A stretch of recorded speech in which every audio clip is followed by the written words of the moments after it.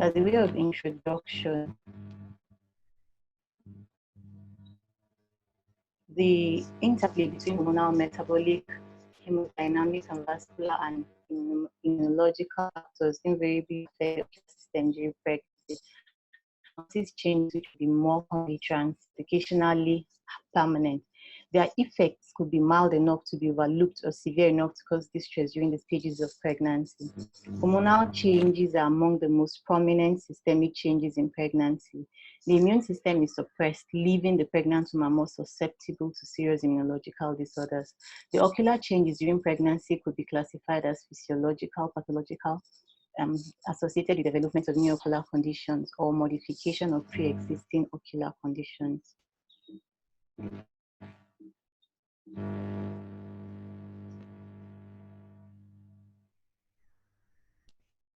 Physiological changes reported during pregnancy include reduced corneal sensitivity, increase in corneal curvature, which is more linked to contact lens intolerance, as well as tear film instability and decreased or transient loss of accommodation.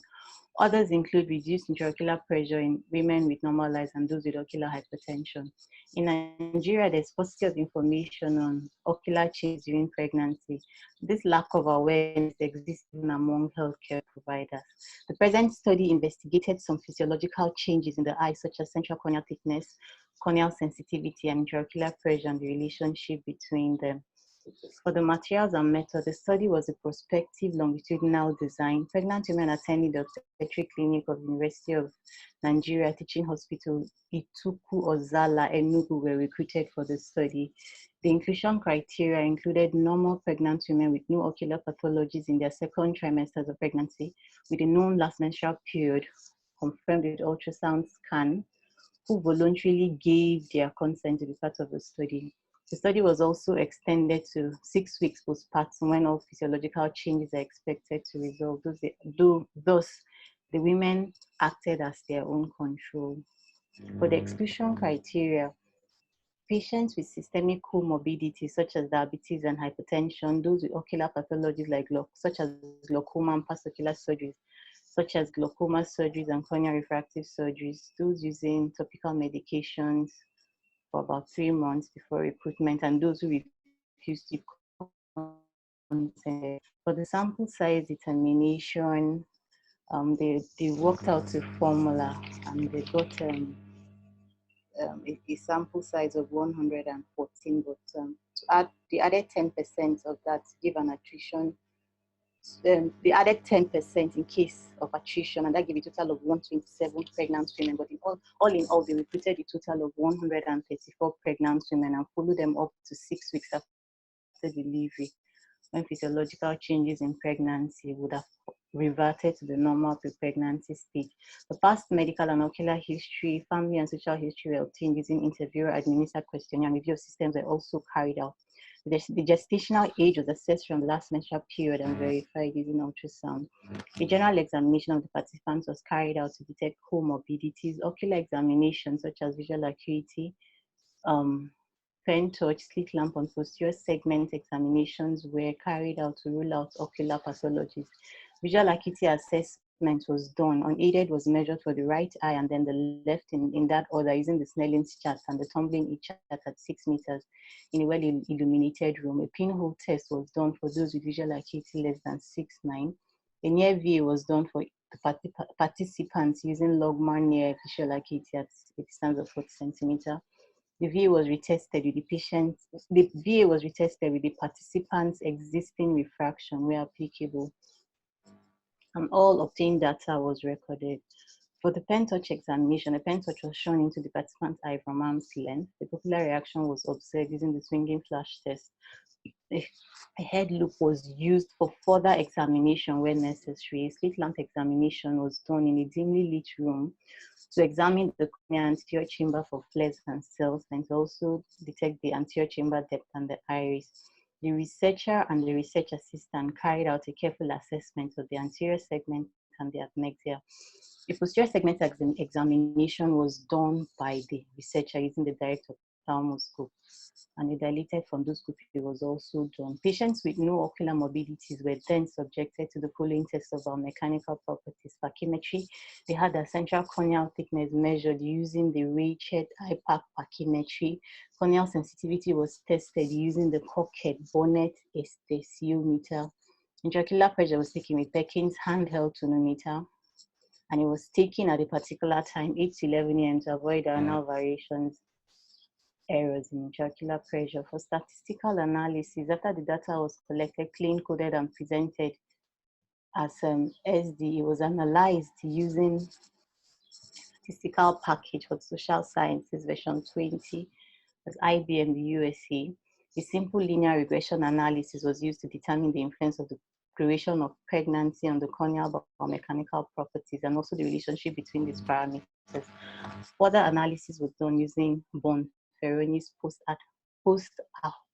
hoc test with a p-value of less than 0.05 considered to be statistically significant. This was the first table from the results they had. It showed the demographics of the women that were recruited in the study and their clinical characteristics. Most of them were between the ages of 18 to 35. So the mean age turned out to be 30.81 with a standard deviation plus or minus 5.49. From the table, we saw that majority of them, 70.9%, had tertiary level of education. For the occupation, majority of them were civil servants, that's 32.8. In terms of parity, 82% were multi-gravida. And for the mode of conception, 132 had normal conception. Table 2, that showed the distribution of the pregnant women according to their past ocular history. They looked at the following variables: eyes that had had eye problems in the past. And out of those that were asked that question, 85 said they had never had any eye problem. For those that said they had eye problems, 16%, sorry, 32.7, which was the highest, actually complained of difficulty seeing distant objects. But the others also had some other complaints. Then for the primary, if any of them had any primary ocular diagnosis before index pregnancy, 44.9 actually, 44.9% actually said they had refractive error. And this is a bar chart that actually showed the distribution of pregnant women according to their corneal sensitivity. The first, the green is actually corneal sensitivities below normal. And then the orange is corneal sensitivities that were considered to be normal. So this actually, since they recruited patients in their second trimester, this actually represented the second trimester, this was the third, and then this was postpartum.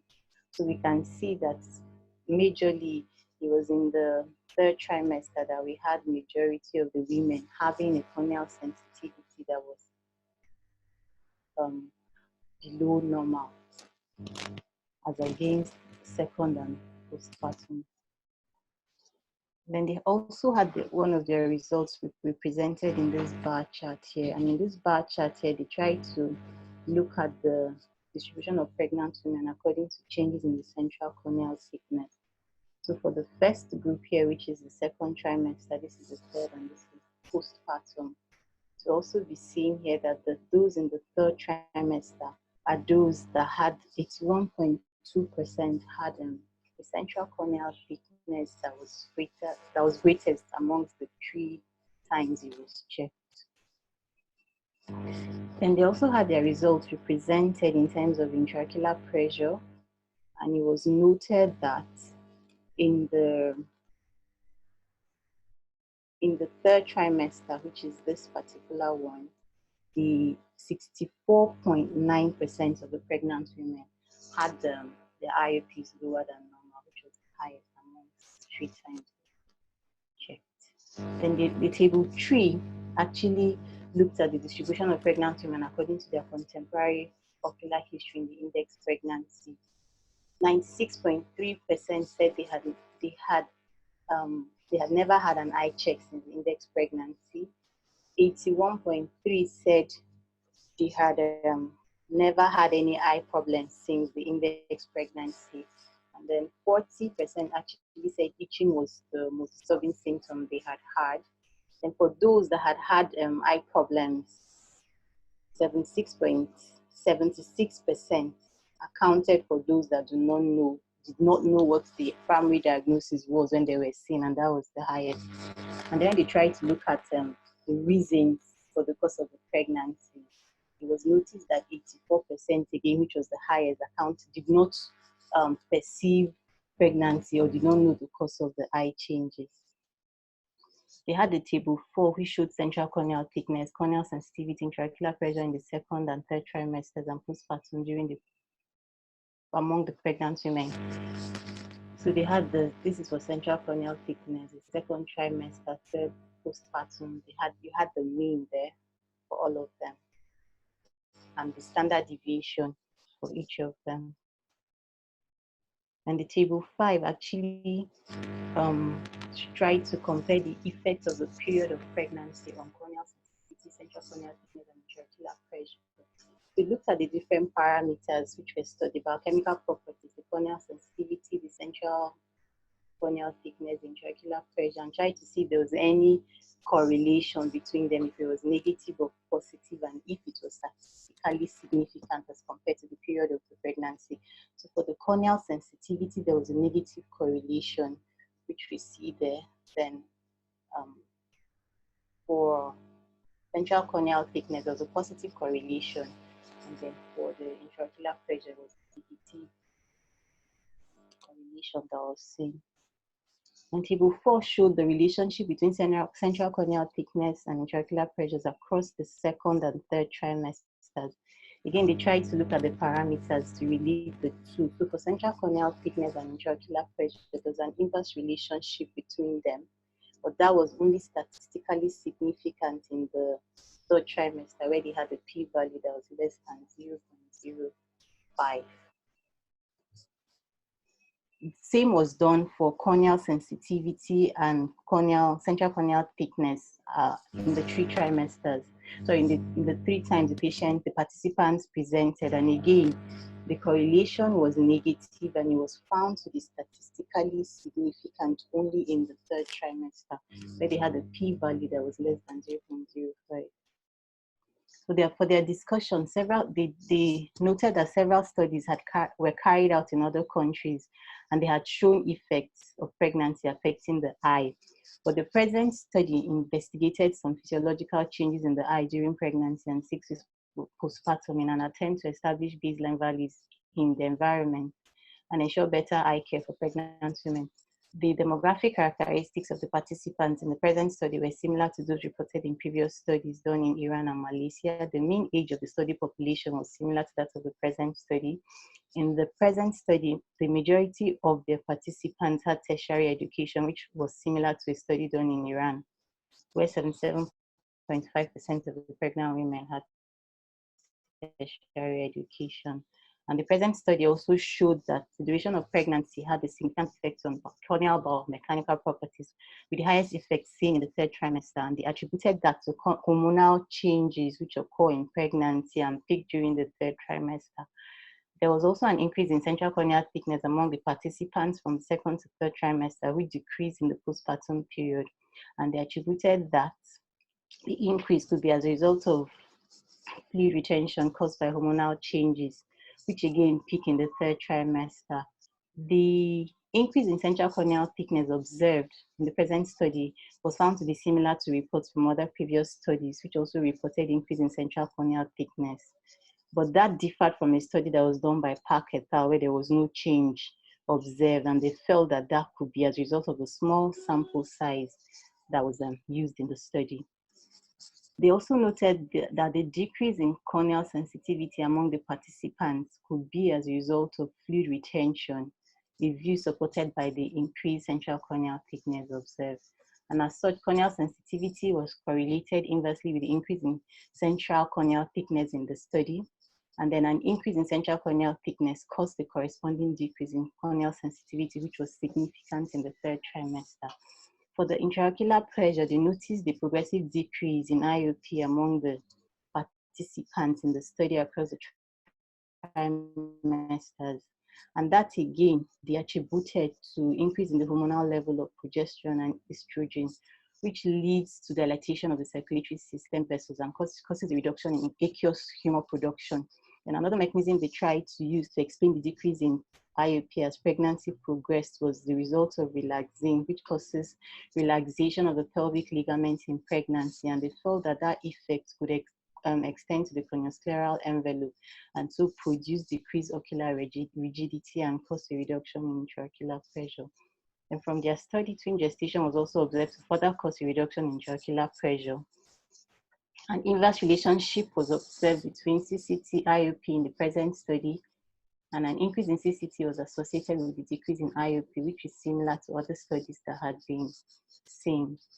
So the result from the study had actually shown that the duration of pregnancy significantly affected the course of central corneal thickness, corneal sensitivity, and intraocular pressure. So while central corneal thickness increased with duration, corneal sensitivity and IOP reduced as pregnancy progressed. So in conclusion, they stated that the lack of awareness on ocular changes in pregnancy is alarming in our area. And in this study, pregnancy caused significant changes in central corneal thickness, corneal sensitivity, and IOP in the study population. They noted the progressive decrease in CCT with corresponding decrease in corneal sensitivity and IOP across the trimesters. And these changes were physiological and said to reverse 6 weeks after delivery. So my critiques for the merits, I actually felt the title was appropriate. Then they had an abstract which gave an overview of what they wanted to do. And in their abstract, the objective was clearly stated. They stated the type of study. There was a prospective longitudinal study. The study location was stated, University of Nigeria Teaching Hospital in Enugu. Then they stated the subject selection process, that it was consecutive participants that were recruited for the study. Their major findings were stated in the abstract, and they had a conclusion which actually inferred what they had done. For the introduction, I felt it was short, concise, focused, and they had relevant information there. And also in the last paragraph of the introduction, we could see that they had the summary of the study objectives stated in the last paragraph there. And for the materials and method, they stated the type of study, though that was actually in the abstract, not in the main materials and method. The location of the study, it was stated where it was going to be done. They stated that participants who voluntarily gave consent were recruited. Their inclusion and exclusion criteria were stated. And they gave a detailed, the details of the procedures were clearly stated. For everything they did, they took time to actually see what was done. And then it was commendable that the post-hoc analysis was done. Probably after the results had come out, they saw that they had so many more things to analyze, and so they did the post-hoc analysis and were able to infer other things too. And it was also, I felt, verification of the last menstrual period using ultrasound scan was commendable, because most women will actually forget their last menstrual period, but then the scan will be able to give you an accurate result. So you're able to actually place a woman in the trimester depending on the last menstrual period. Then it was also commendable that there was no patient, it wasn't stated anywhere that the participants were lost to follow-up. So for them to have actually followed them up to the end, it was commendable. I don't know if they gave them appointments to clash with their antenatal appointments to ensure that they were not lost to follow-up. It was good that they actually started with 134 and ended with 134. Then also the fact that they took cognizance of the fact that IOP had diurnal variations was good.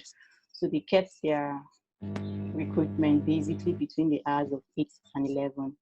And then the value of their P, the value of P, which they considered statistically significant, was stated. For the results, I also felt that they did well by presenting them in tables and charts which had appropriate headings and titles, and then also the numbers, the values in the tables actually added up. And for the discussion, I felt they had a detailed, and based on their results, the discussion was detailed. They tried to link what they found. There was a link between the discussion and the results. And then they tried to also make comparisons with other studies that were done majorly outside Nigeria, but also a few that were done in Nigeria, knowing fully well that they had actually said that not much had been done on this in the country. And for their conclusion, I felt the aim of the study was achieved, which was stated in the conclusion. The conflict of interest was disclosed, and then funding and support was also stated. And for the references, I thought it was consistent, current, and cited appropriately. I put current here, but I also criticized it later because if you look at the paper, though it was published in 2018, it still had some references cited as far back as 1997, and that I felt was because of the paucity of papers they had. And for my critiques, for the demerits, I actually felt that for the introduction, it was good that they gave us an overview of what they intended to do, but for the corneal biomechanical properties that were to be studied, that's the IOP, the central corneal thickness, and the corneal sensitivity, it would have been nice to give us say one or two things about it so that anyone reading them would actually have an idea of these biomechanical properties that were to be studied. Then for the materials and methods, the duration and year of study was not stated. There was no statement in the paper. I couldn't see anywhere where approval was gotten by the researcher from the ethical committee. And again, when they were, for the inclusion criteria, when they said normal pregnant women, I found it a bit, I didn't know whether normal would be more appropriate or healthy. So I just, I took it as a critique. Then I noticed some typographical errors. There are quite a number, but these are the ones I picked. Who was omitted in line 6. If you look at exclusion criteria, line 6, you'll see that there's a who that was omitted there. Then under the pachymetry, when they're stating what they will do, where they say the patient sits down, this was SITED was used instead of SEATED. There are others too, but I didn't really note that one. Why? Then I was also wondering why they had to do a dilated fundoscopy for all the participants. I thought if they were able to see the back of the eye without any disturbance using the direct ophthalmoscope, then they didn't have to really do a dilated fundoscopy. But I really can't explain why they had to do that for every patient. But then again, for the results, I felt the results, even though we're well represented in tables and charts, they still, after representing them in tables and charts, they still went ahead to write it out physically. So as in to write it down. So it was like they were repeating themselves. Then for the results again, the first statement under the results, it said participants were aged 18 to 35 years. And then they continued. So it felt like everybody fell into that age range. But then if you look at the table, you'd actually see that you had some people that were greater than 35 years. So I don't know whether that was an omission or a typographical error. And I also noticed that the bar charts were not properly labeled. Even though you would actually look and understand that the first would actually mean the second trimester. I just felt if there was a way of actually indicating it in the bar chart so that just by looking at it, you can actually infer that that was second trimester, would have made more sense. Then, also for the results, reference was made to figure 1 about the awareness of participants' knowledge of pregnancy on the eye, which is slightly different from what is in figure 2. If you go to check the article, they made reference to figure 1, and then when they're talking about awareness of participants, but then that figure 1 is actually talking about corneal distribution of pregnant women according to their corneal sensitivity. So I don't know whether there was a particular figure that was actually missing there. And there were no reference values given for the biomechanical corneal properties that were measured. For the corneal sensitivity, we just saw it as being normal or normal. At least it would have been nice if they had given us a reference so we could actually see also for ourselves. Even for, same was done for IUP and CCT. No, there was no reference value given. So I thought it would have been nice maybe for them to have included that. Then I was also wondering here, I really don't know whether it was okay to merge the measurements taken in the right and left eye and analyze it as one. Because for all the analysis done, they actually combined the two eyes and made it one. So I was wondering if an eye has, because sometimes you can actually have intraocular pressures different. There could be a disparity in the two eyes. So is it okay to make the two eyes and then analyze the result as one? I was just wondering, I'm not sure, but maybe for the purpose of this study it was okay. I wasn't very sure. Then for the discussion, they talked about twin gestation causing further decrease, but I didn't see them do anything about there was no result or nothing stated about the gestation, whether it was a single gestation or twin gestation, but for them to have brought it out in discussion, I was wondering how it came there. Then I noticed they didn't have any strengths and limitations stated. And then for the references, again, like I said before, even though I felt they were appropriate, I felt some of them were not very current, and I can attribute that to the fact that they actually said that they didn't have enough information or enough papers for this particular study. Thank you for listening.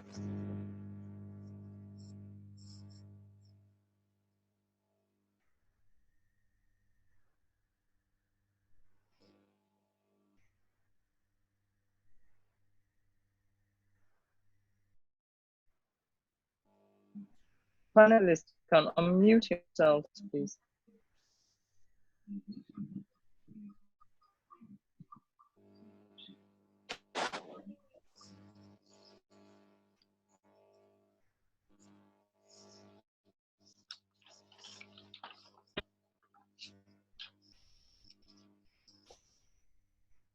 Good morning, Dr. Ayeni.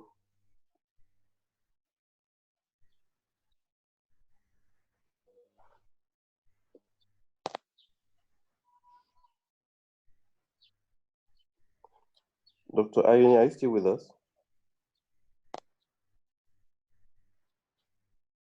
I was off. Hello. Hello. Can you hear me now? I can hear you. Okay. Good morning. Sorry, I was offline for some time. I think it was network problem. But I'm back now. Okay. I thought you were moderating.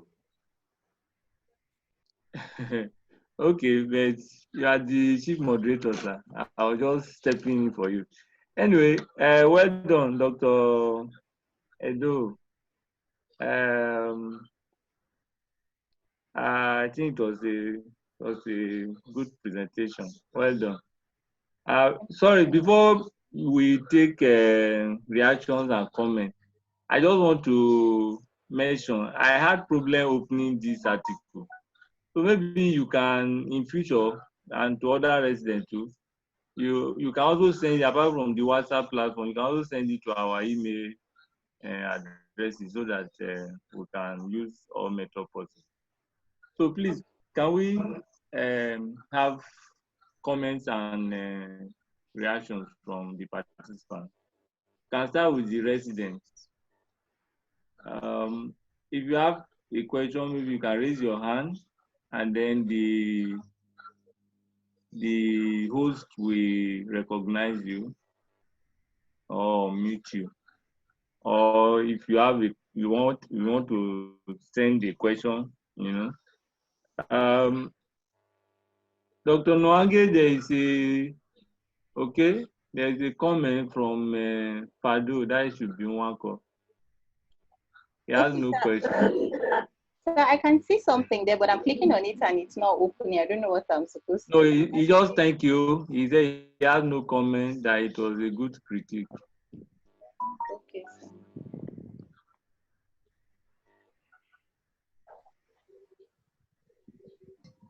Dr. Kalambe, your hand is on.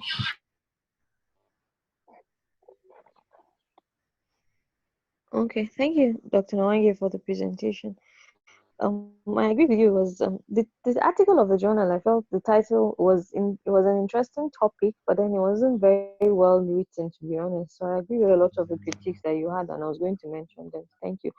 But you said you agreed with the title. I didn't necessarily agree with that the title was appropriate. You said the title was relationship between the corneal biomechanical properties among pregnant women in tertiary hospital. If you're going to use the word relationship, you're comparing one thing to the other between corneal and what? They didn't really say that. I felt they shouldn't have put relationship between them. Maybe it should have just been the corneal biochemical properties among pregnant women in Italy, because they were not, I didn't think a relationship was an appropriate word to use there. And I was also curious, these trimesters that they picked the participants in, the second trimester, fine, they specified why they decided from the second trimester from the pilot study, which was very commendable. But then, even if you picked a participant from the second trimester, it spans a period of 3 months. So if they picked at the beginning of the first trimester and they picked some at the beginning of the first trimester, if they picked some at the beginning of the first trimester and then they picked again at the third trimester, it means there's still 2 months or a month or 3 months difference from the duration that each participant was picked. I don't know if that makes sense. So I don't know if that month duration would make a difference in the values that they obtained. And then even if they did check for every trimester, was it a fixed period? Did they categorically like, okay, we checked this on first month of the second trimester and then we're checking at the first month of the third trimester, or was it at any point was it at any point in time in the third trimester? Because that would mean the time difference that they checked those values for each of those patients were different. I don't know if you understand what I'm trying to say. Yes, And I feel that would have affected the values in some way because it was increasing with time, especially the corneal thickness as we saw.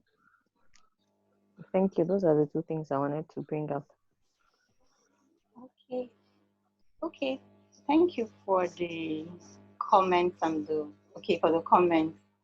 Well, relationship between corneal biomechanical properties. I felt it was the corneal biomechanical properties. They now further told us the corneal sensitivity, central corneal thickness, and intraocular pressure. It was a relationship between them they were trying to study, but maybe, I don't know if you're saying that maybe when you say relationship, you have to have it between something and another. But I looked at it as the relationship between IOP and CCT, or IOP and central corneal sensitivity as the pregnancy duration increased. But I don't know. And then whether they took cognizance of the fact that, or whether they tried to have the checks done at a particular time for each trimester, I think that would have been difficult. Though it wasn't stated here as at what time you would have done, and like you're saying, maybe there would have been a difference. But I know that for the first trimester, for different trimesters, regardless of the time in which the person is seen, the hormonal changes, even though they keep increasing or reducing, it's actually not. I feel that's the reason why the patients are grouped into first trimester, second trimester, and third trimester. So whatever is happening in the first trimester is actually not, will not really, regardless of the time in which that was done, it will not really change whatever you're doing.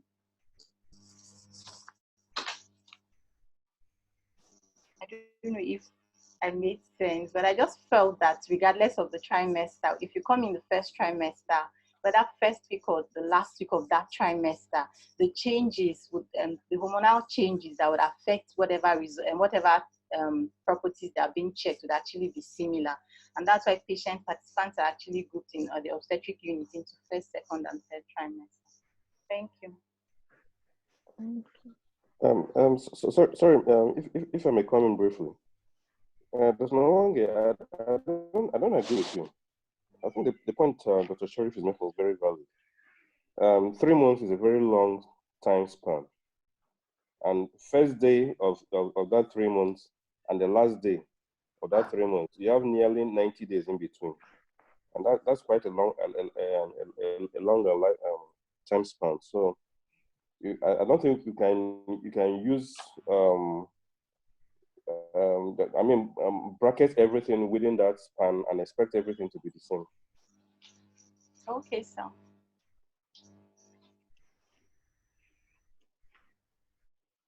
So it's possible that could have been one of their limitations, which they should have stated. Yeah, stated exactly.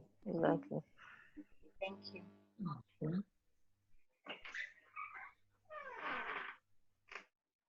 So do you have more comment from the residents?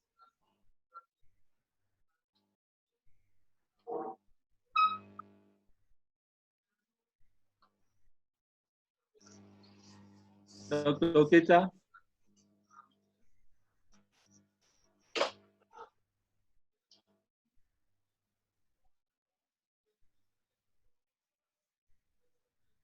Is Dr. Oketa around, please?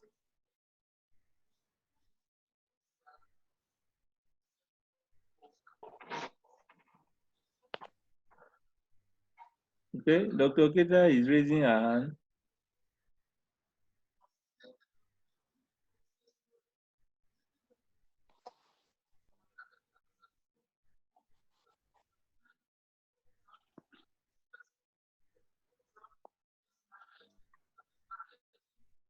Dr. Oketa, you can unmute yourself.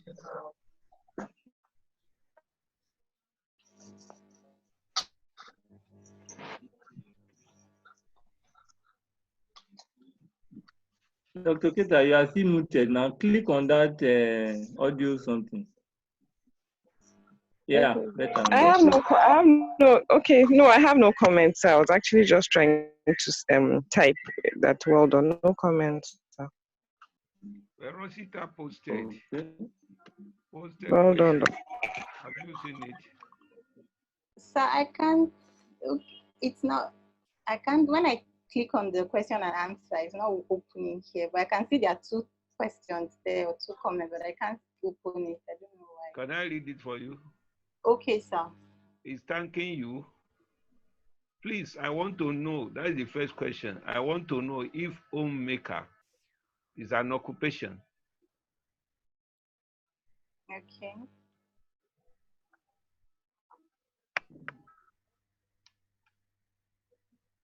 Okay, sir.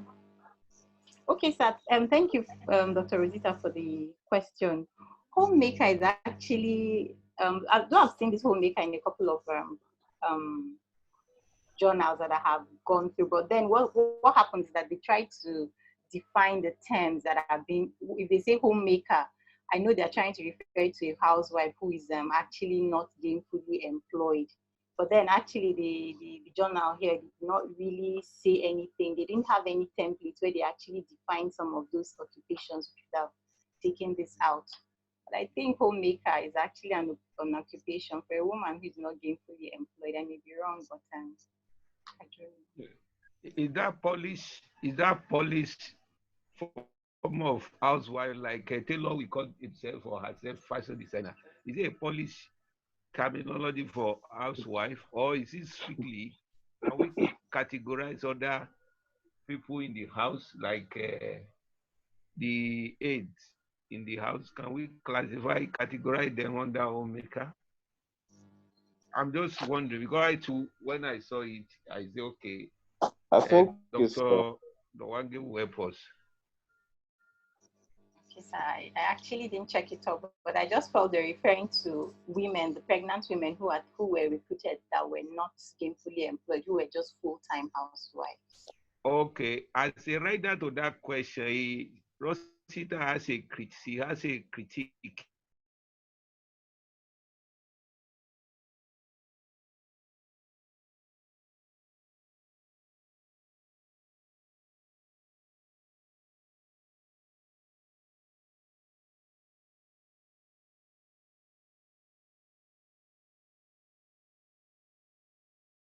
Which they mentioned. Why didn't they check the child breakup time? is this title, does it cover that? Does it cover that? Because they might have done that, and then maybe it will be a subject of another communication. But the title of this work, the one we are referring here, I doubt whether it covers that, because that one is another big issue on its own. I don't know whether that will satisfy Dr. Rosita. You want to comment?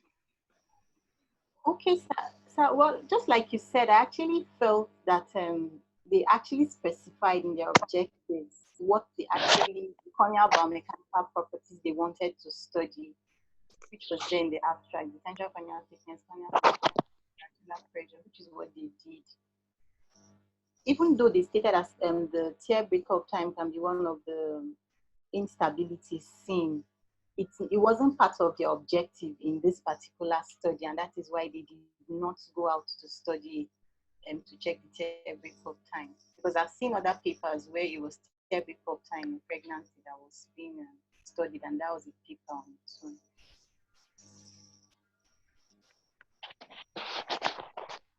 Referring to the first question, I think homemaker is simply a euphemism for housewife. It just sounds better.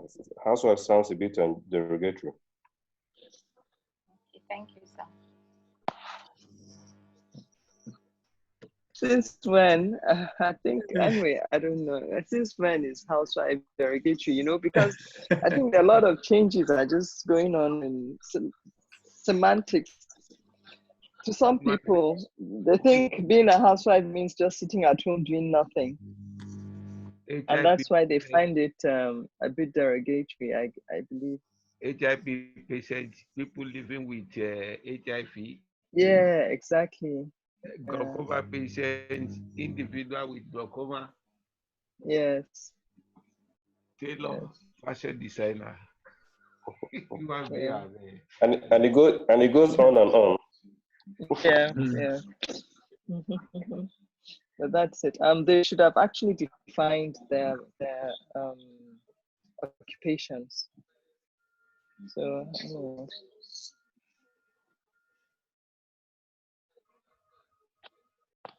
Okay. All right. So, Prof. Okay, thank you, sir. But before I make my comment, our host, I don't know whether there's limit to panelists. The number of panelists, is there any limit? Okay, okay. I think correction has been effected. Okay, thank you, Dr. Onowange. From my side here, I will start with the authors.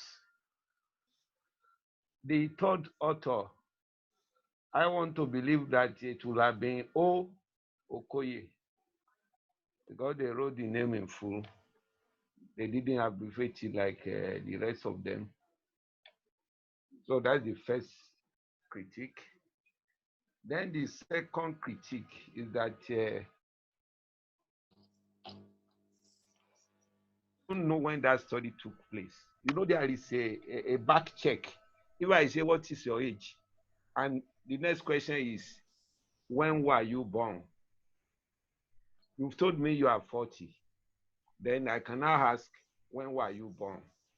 So that one, to large extent, give me better picture of how old are you. Because if you lie by telling me you are 40 and then I now learn that you were born in 2000, then I may want to put your distance somewhere and then make more something like that. That's that. So if we know the period when from when to when, because anybody can sit somewhere. We have desk please, somebody can sit somewhere and then roll out papers. But when you tell us from so period to so period, anybody that want to do background check that's not necessarily saying that this this study was not carried out. In fact, I suspect that probably it was dissertation of somebody.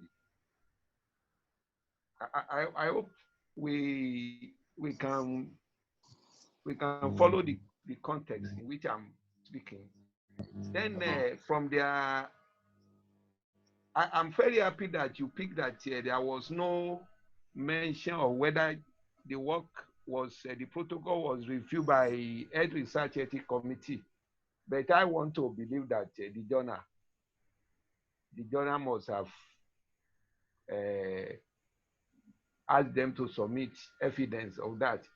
Then if you look at the conclusion of the abstract, the last part of it is not supported by the information in the result.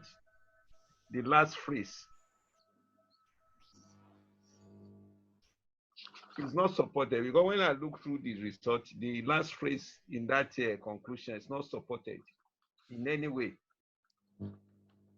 But these changes refer 6 weeks postpartum. There was nothing in that result that just suggests anything 6 weeks postpartum.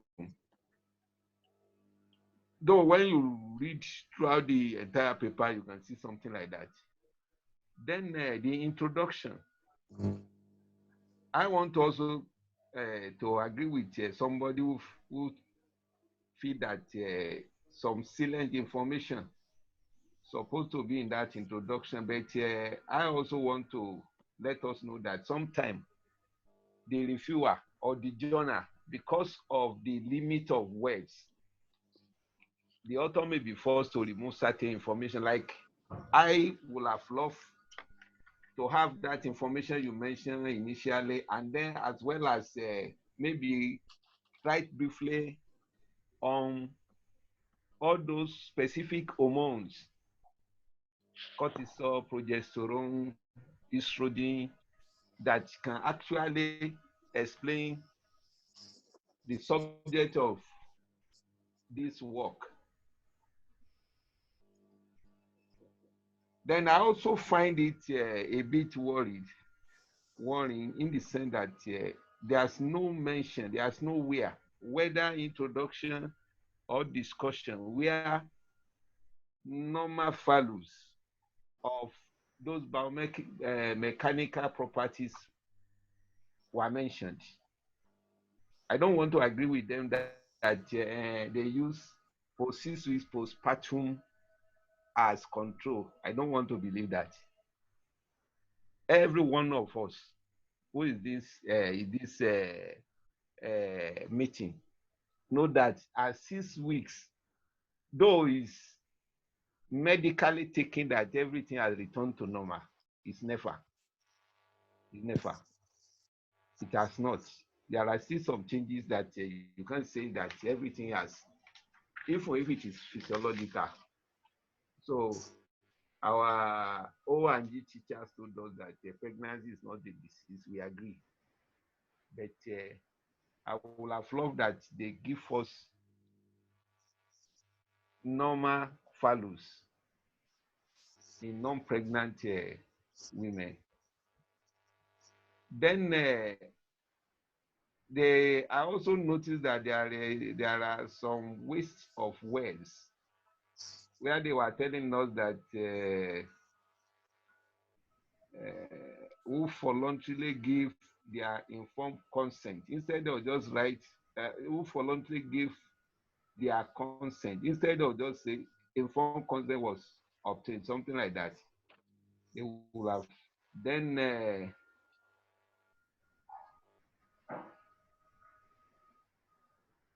okay, they were telling us that only one pregnant woman presented in the first trimester. Because of that, and based on their is it pilot study? Yes. Decided to take pregnant woman from second trimester, and then where they were saying that postpartum, 6 weeks postpartum, they are using it as control. I don't totally agree. Then under exclusion criteria, I saw what I can call a kind of repeating or tautology. You have told us that you have excluded those who refuse to give their informed consent under inclusion criteria. You have told us that part of inclusion criteria was consent to participate. In exclusion criteria, you are now telling us that you exclude those. No, I don't agree with that kind of it. Supposed not to come up again under exclusion criteria. I don't know whether I'm being understood. Yes, sir. Yes, Prof. Okay. Then I also I'm bring a critique of protocol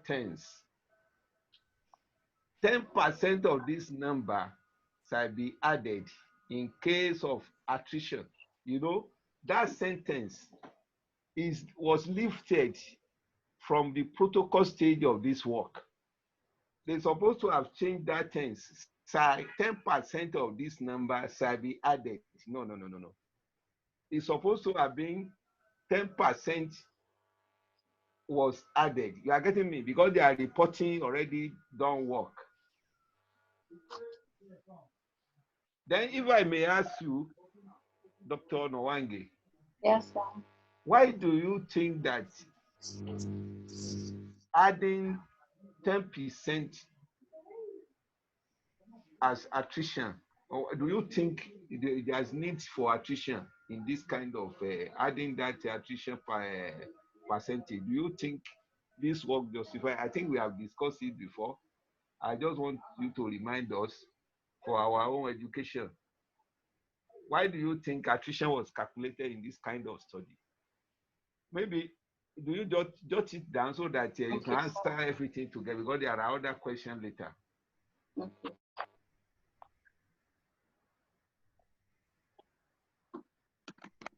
Then there is a sentence that I don't know if you can explain it later. An informal approach within the privacy of the examination room to encourage full participation without embarrassment of the participants was adopted. An informal approach within the privacy of an examination room. I don't know whether that sentence needs to be there. I'm just wondering. Then a general examination of the participant was carried out to detect comorbidities. I would have preferred maybe they just say, okay, they check blood pressure, and then I don't know, general examination. Can you pick diabetes under general examination? Because it's better they do specific things. They tell us specific things, maybe to strengthen those things that make them to exclude some patient. Like if the patient is having diabetes in pregnancy-induced diabetes, something like that, or PIH, pregnant-induced hypertension, so that they are specific. They are specific. I would have loved if they just mention those two things and then leave that area. Then under ocular examination, they mention pen touch, slit lamp. They say visual acuity, pen touch, slit lamp, and posterior segment. That pen touch and slit lamp would have loved if they just do anterior segment and posterior segment examination, so that they leave that place. Then I also saw a play where they say they reported that they use tumbling e-chart. They've used Lene, and then they from the demographic parameter of their cohort is only single patient that have primary education.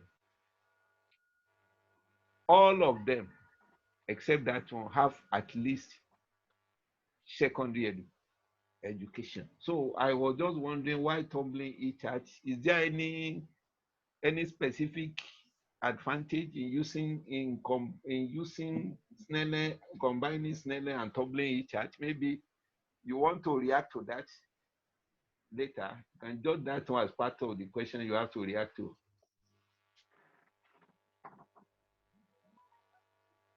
Then the near visual acuity was carried out on each participant using log MAR near acuity at a distance of 40 centimeters. Okay.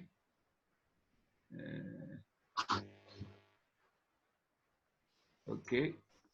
Actually, I would have said that all these ones are not necessary, but when we are talking of opportunistic screening, opportunistic screening, it may be an opportunity for those cohorts to have maybe in their life first eye examination. That's why maybe I may not fault the author of this work totally. But honestly speaking, if we are going to be strict with the title of the work, of the paper, all this something you are doing is of no essence. You can still do this opportunistic screening without reporting them. I don't know. We may differ since we have a different view of or perspective of things in life. We may differ. All these things they are reporting, honestly, I feel that it's superfluous. If I use that word. Then there is a statement. If the participant read all the letters in a row of the acuity chart, that line was taken as the actual VA. The procedure was carried out at each of the 3 visits.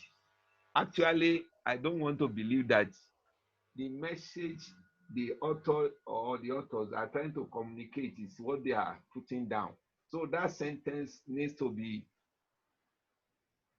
cast or modified so that the information I can picture the information they are trying to put forth, but the way they write it, anybody can fault it. The participant read all the letters in a row of the acuity chart. That line was taken as the actual VA. So if I can read 6-9 now, assume that is the best I can read.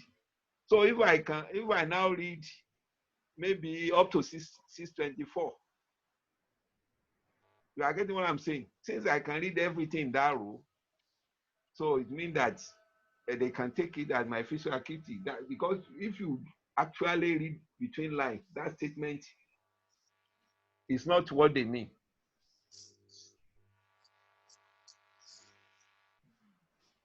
Then pen touch examinations. They were trying to describe they do something at arm's length.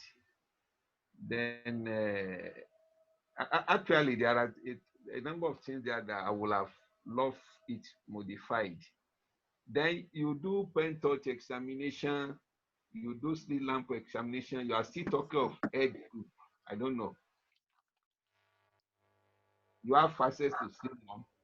Maybe there is advantage of combining head loop again during your pen touch before now you move to slit lamp examination. Maybe if people can help us there, but I find it a bit like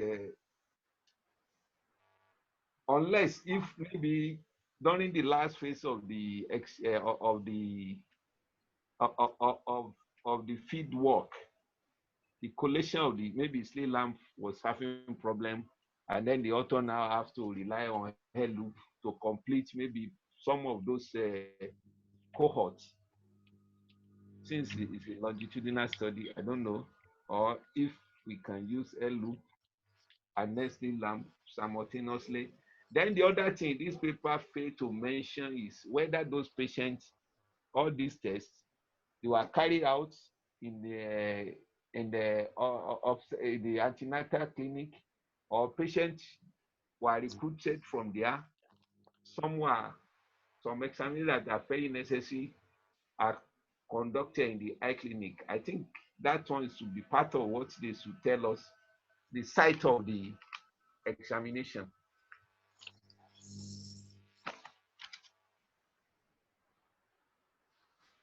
Okay, still lamp examination. They said that they check for flares, cells in the anterior chamber, but in their exclusion criteria, nobody mentioned that maybe they exclude those having uveitis, or they are just doing general opportunistic screening for the patient generally. Then if you look at the last sentence under that slit lamp examination, the last sentence is more or less like a summary of what they've written up. Researchers and research assistants carry out a careful assessment of the anterior segment and adenosine. But all what they've written like a summary, I don't think that summary is either you use that summary, remove everything up, or you leave all the other things up and remove that summary.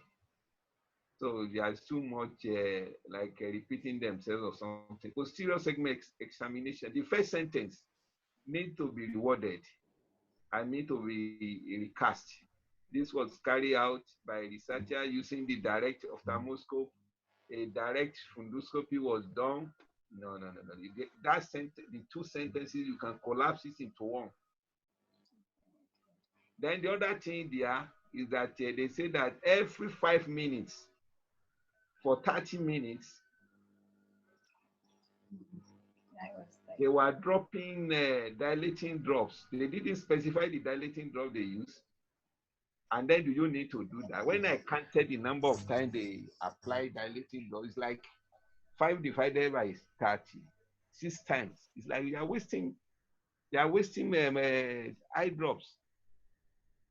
1 to 2 eye drops is okay, except you are dealing with adulterated dilating eye drops. So they are wasting drops. And they didn't specify whether cyclopent, whether midrasi or apamide. They didn't specify. Then pachymetry.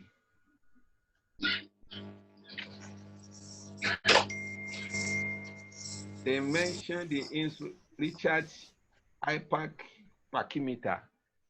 Like in some of our meetings, is good if you mention equipment like that to also specify the country of origin, because anybody may want to try to replicate this study. It will be a good guide. After all, at the end of this work, they told us that there's no conflict of interest. Once you disclose your conflict of interest, they will be able to guide whoever is reading your work appropriately. So I find it that they should have indicate the country of origin of the equipment they use. Then pachymetry. Do you use anesthetic agent? Do you use topical? Those of you that have been doing it here, I think we have pachymeter now. Don't you apply topical anesthetic agent? Then I also appreciate the fact that you pick cited instead of seated. You know, they wrote cited here.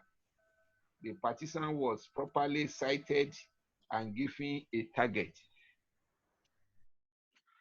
So it's supposed to be seated. That is a typographical error.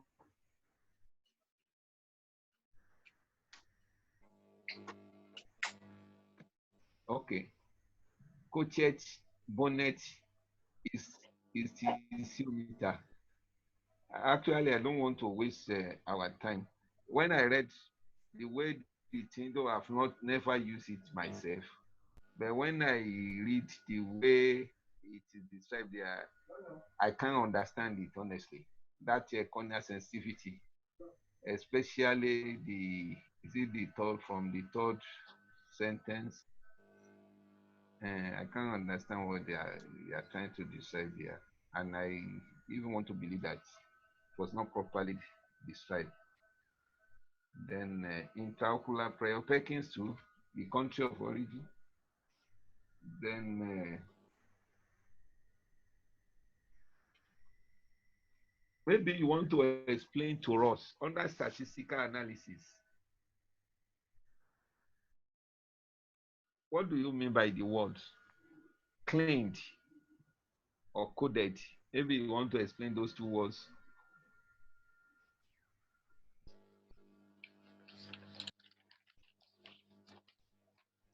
Then Bonfaroni post hoc test. I don't know, maybe you want to also explain to us what is meant by those two, or those that word too. Then I am happy that you pick figure one, where they were referring to figure one. That thing does not there's no agreement. They are referring to different things entirely. No relationship.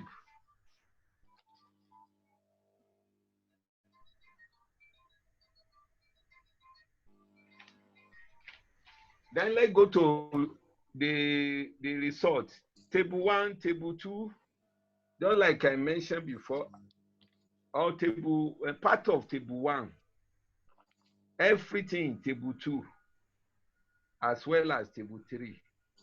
I don't know whether they have any business in this write-up, in this paper, because the title is very specific. The title is very specific. So it provides the information for us that make us to understand a lot, but I don't know whether they need to be here. Then I want to believe also that those figures, they are not self-explanatory. Because when you pick a figure, without referring to the text, you should be able to interpret it. Why do I say that? I heard you mentioning third trimester, that maybe the figure 1, figure 2, third trimester or something like that. There it should be indicated, maybe as footnotes, or even within the box. There's a way they can do it. Then figure 3, you see the word IOP. I expect them to write, even if everybody knows that IOP is IOP.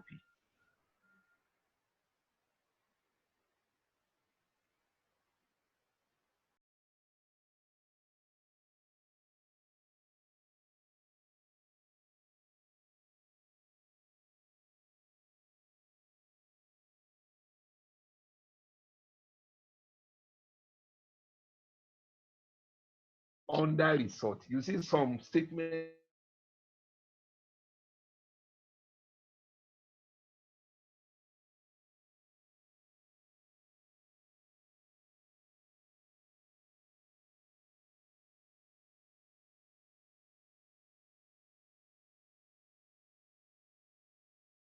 to say is significant when the p value is already attached here. It's like tautology. That is another thing I see about the under result. Then discussion. Honestly, the discussion, the first 3, is it 3 paragraphs, just like I mentioned. The first 3 paragraphs, they were just discussing something that has no bearing with the title, because they present them in the under results. So they are discussing it. Then the other thing, I don't agree completely with them, where they were saying that okay, there's one reference, Muhammad and Emmanuel. I know there's Emanuela, there's Emmanuel.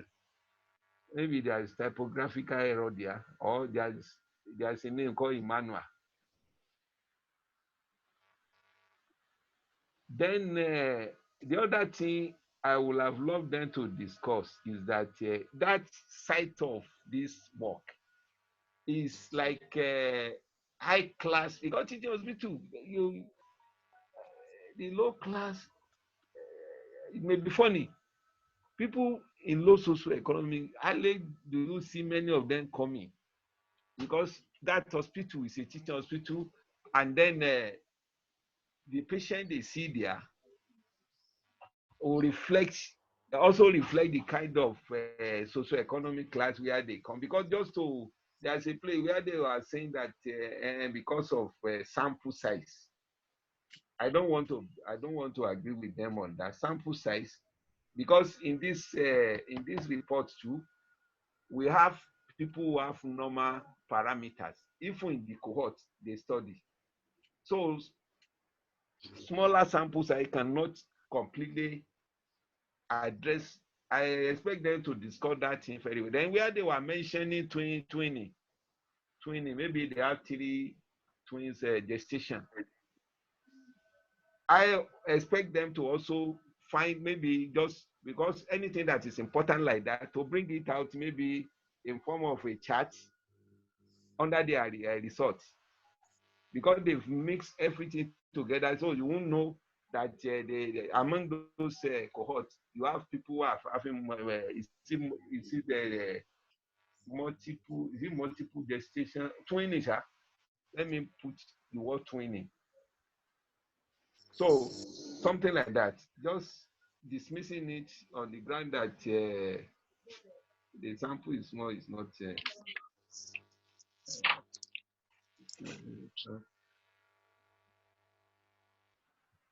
Then also I expect them in their discussion to start with all those hormonal changes, so that they will be able to explain why the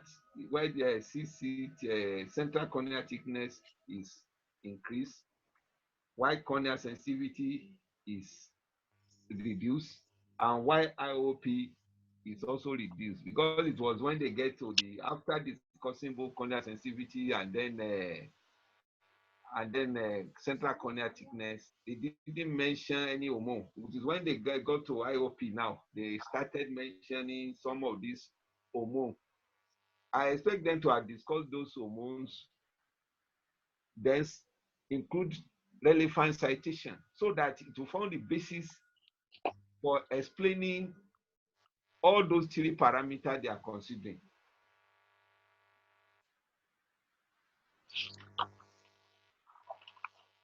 Then conclusion, the first sentence is out of it. Because if you see the actual because the meat of this study of this work, that lack of awareness on ocular changes in pregnancy is alarming. I was looking to where they get that information. It's not the real meat of this work. I don't expect it to come first. I expect in this study, pregnancy caused significant changes. That is what I expect, because that is the outcome of this something. If you are going to give it to anybody, this work is on central corneal thickness, corneal sensitivity, IOP. That is that sentence can come later if supported in the result. But I was looking to where they get that. You can't just, because you have anecdotal whatever that is not backed with what you present the result, you can't just think something that is not part of what you are presenting. You can't just bring it from anywhere. So I think I know I've taken a lot of time. Yes, Prof. So, we must let you go now, because our host is having another meeting by 9:30, so we really need to hurry up now. Okay. Dr. Nwange, please. Okay, sir. Can you quickly react to some of the questions that in 5 minutes, you must round up in 5 minutes. Okay, sir. Okay, sir, the question on why attrition was used in this study, most times when you're doing a prospective longitudinal study, you need to include an attrition rate, because some of the participants that have been recruited may be lost to follow-up. And because you have a sample size, you don't want to go below your sample size. You need to have more than enough so that in case anything happens, either you lose a patient for medical causes, or the patient dies, or the patient absconds, you still have enough data to be able to analyze. Then Great. why use Snelling's and tumbling each chart if only one person had primary education? Also, I really would not can't explain that, but probably the person that had the primary education, maybe he couldn't still use the Snelling's chart, and that was why they used the tumbling in. I'm not sure. So then when you clean and code data, what does it mean? So I'm not very sure, but I think that cleaning is actually just going through your data over and over again, just to be sure that there are no mistakes. And then coding it, there's some things that for you to analyze, you have to actually categorize whatever you're analyzing. So you give them codes, that way it's easier to analyze. That's what I think. Then the Bonferroni ad hoc test is actually a statistical test that is used to analyze results after a research has been done. Initially, most of what you analyze in the results wasn't really what you intended to analyze initially. But then based on the fact that you now have so much information, you now include some of those things later, and then you use that test to actually analyze what some of those results you have, and then you can infer from them. So those are the questions I can attempt. Okay, clearly. Yes, sir. After you have collected your data and then you are entering, you know, some they will not have complete information, but you have entered them. Or while you are entering them, maybe you want to write two, you write two, something like that. You go through the data set, and then you make adjustment for that. Those that have incomplete information, you can remove them. It's part of cleaning. So that by the time you are analyzing, you know that, okay, you are actually analyzing for the number that have correct data set. Something like that. Maybe other consultant may want to expatiate later. So thank you. Okay. Thank you very much, Prof. I think we've all learned a lot this morning. I will give 2 minutes to Dr. Chiari to make a comment. I'd like to do my video. Let me do that. Sorry about that. We are really hard pressed. Yes. Yeah, it's okay. I think it was a very interesting discussion, very well presented paper. I'm not sure about how well written. I really, really thank Prof for dissecting it the way he did, because it looks beautiful, but it's not really, you know. So he has already gone through almost everything that needs to be touched upon, from the title to the conclusion, and the title must be self-explanatory. This time is not. It's telling us there's a relationship between the biomechanical properties themselves, but it's a hanging title. I mentioned that relationship between biomechanical properties among, and then you have to really read to understand what that title means. And the relationship was actually more between what was it now? The CCT. Where did I write it? It was more between the CCT and the IOP, and the CCT and the corneal sensitivity. So it wasn't like between themselves. And then they talked about progressive increase in CCT. Where was it progressive? We only saw 2 progression from 2nd trimester to 3rd trimester. So there was an increase between those 2 trimesters. But what is the progression? You need a 3rd level measure. So anyway, I really want to repeat all these things because Prof has really, really gone through. Just one other thing, the normal, which you clearly mentioned that it was not mentioned in any any report, you must give us what the normal boundaries, the categorical boundaries are, enable to do then reduce your this thing. In order to know what is normal and compare. So they did not do that. The instruments, Prof has already talked about it. You have to clearly define who manufactured it, which city, so that you'll be able to replicate a study that you need to replicate.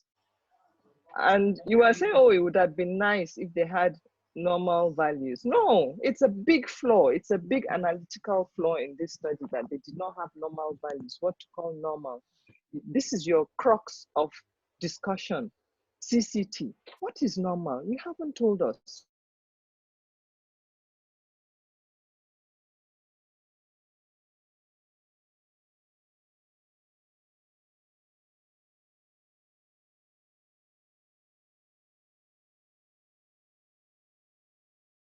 So you do, there is a guideline and the things that you need to report, and it's clearly stated. It's quite easy. So once again, thank you very much for bringing this up and all the discussions. Remember, what is the type of the study? You said longitudinal. What exactly? What's the outcome of interest? It must be stated. What's the exposure? It must be stated.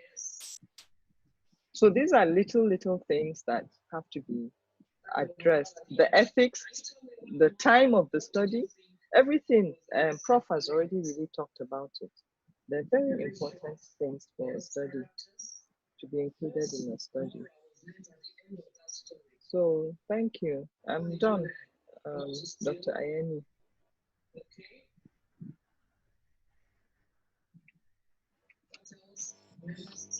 Dr. Shiroma.